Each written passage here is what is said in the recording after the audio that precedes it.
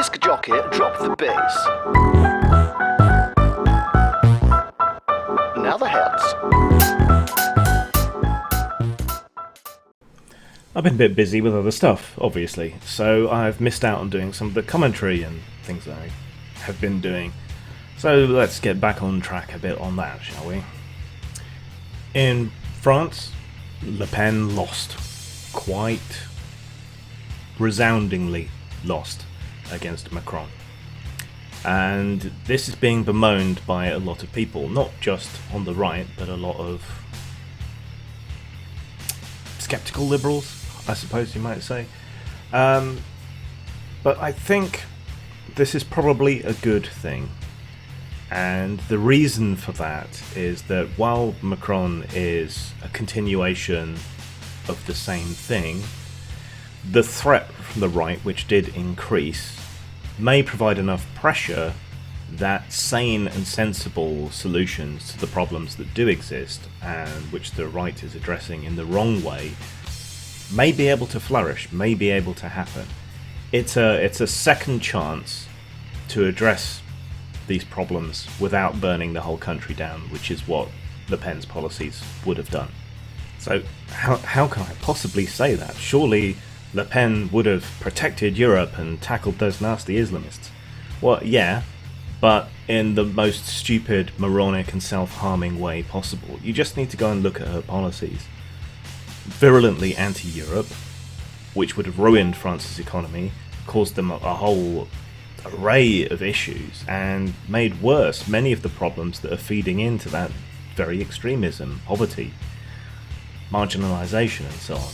Islamism is a problem, but it doesn't exist in a vacuum. It is surrounded by other issues that Le Pen's policies would have made worse.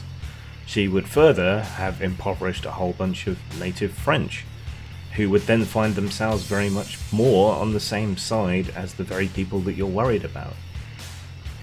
When you create a common enemy, it binds people together. If you want to break the hold of Islamism, then you need to tackle it, but you also need to be mindful of these other issues and how fucking with them can make things much worse. She called for zero tolerance policing, but on particular neighbourhoods. That's not what you need. That's not equality. That's not treating people fairly. That's creating a two-tier judicial system. What we need everywhere is to just apply the law evenly, regardless of culture, regardless of race, regardless of wealth. The law should be the law and should apply to everyone. There's a problem currently with a two-tier system where people are being let off on those grounds, but targeting them on those grounds is not any sort of way to improve the situation.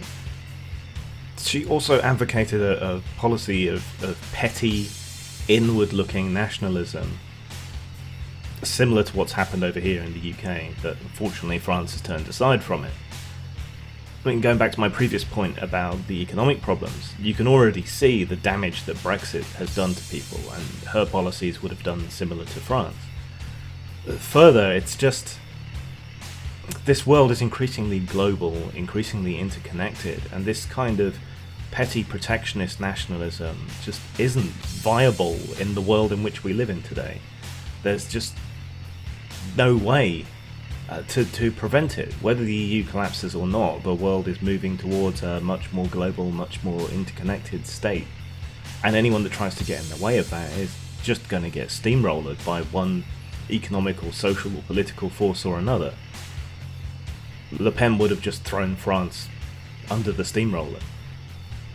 Le Pen would have been a disaster. It would have been war in the streets, it would have been riots, it would have been mass upheaval, it would have beggared France's economy, smashed their capital to bits. Yeah, this shit might still happen, but with Macron there is at least a chance of trying something better, of being the best that France can be. A secular, enlightened, democratically socialist nation that can tackle these problems in a sane and, most importantly, effective way. That wouldn't have happened under Le Pen. But they have to get their act together and they have to act fast, or next time around, or the next time after that, some right-wing demagogue will still be a threat, and will be a more effective threat, and may actually get in. So this is a last chance. Macron's the lesser evil, but at least that's the lesser evil. I think we've seen with Trump that the lesser evil isn't necessarily the best one.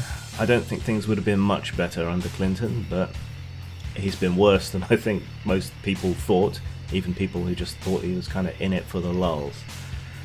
So this is a chance to take a breath. It's a second chance for Europe as well, to sort itself out, to renegotiate, to become something better. It's a chance for France, it's a chance for Europe, it's a chance for everyone.